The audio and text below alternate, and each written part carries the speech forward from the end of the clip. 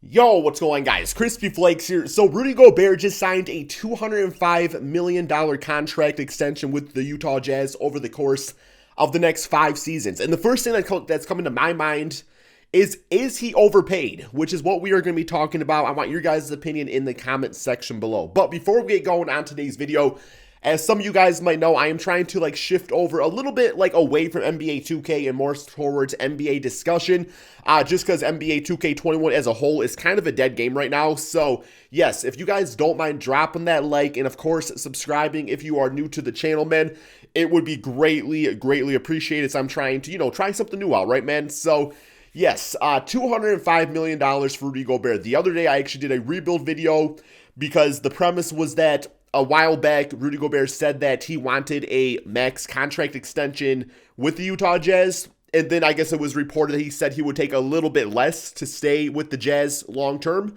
And of course, not leave the team. So the latter definitely happened. He did not get the max contract, but he did get quite a nice payday, right, man? I guess just to put it into perspective, $205 million over the course of the next 5 seasons. Giannis, 5 days ago, signed a $228 million contract over the course of the next 5 seasons. So roughly a $23 million difference over the next 5 years, right? Which obviously, Giannis is better because he's one of the best players, multi-MVP guy in the NBA, right?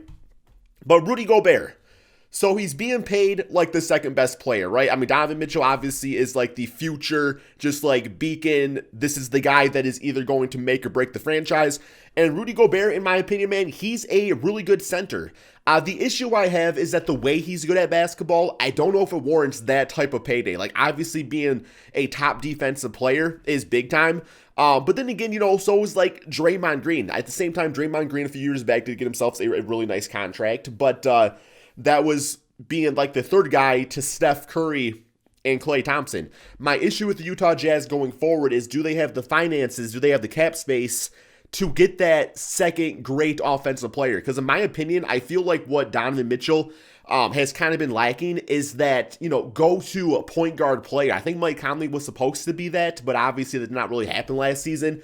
And outside of him, I mean, Mitchell's never played with any really great point guards. He's played with good point guards, but never a great point guard, which I think is, as far as winning championships, you either need that really dominant small forward, that Kawhi Leonard, that LeBron James, that Kevin Durant, or you need to have a really good backcourt. NBA teams don't really win when their center is a top 2 player on their team. And I know you guys are probably thinking well, what about Anthony Davis? Anthony Davis is actually considered a power forward for the Los Angeles Lakers. But yeah, last year, man, just to put in perspective, we had Rudy Gobert, who was a first-time All-Star. He averaged 15 points, 14 rebounds, of course, 2 blocks per game, and 1 steal. Shot about 70% field goal percentage around the basket. So, yeah, he definitely finishes, man. In my opinion, he's a better DeAndre Jordan. DeAndre Jordan on the Clippers in his prime.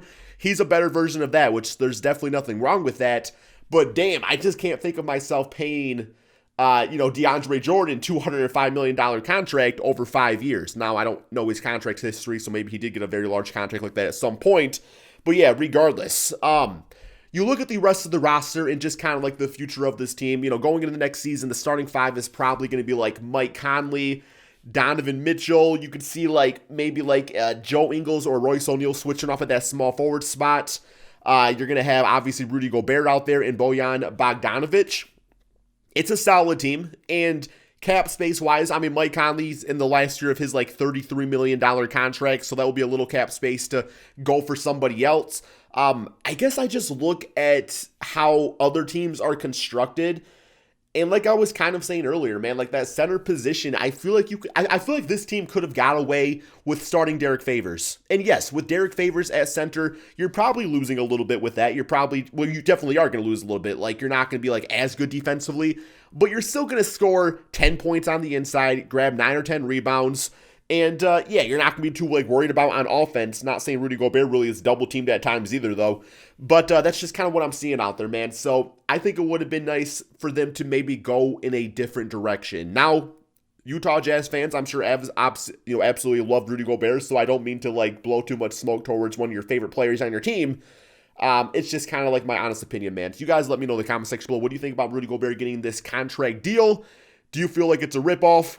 or do you think it's fine? You guys all let me know in the comment section below. Thank you all so much for watching, and peace out, my friends.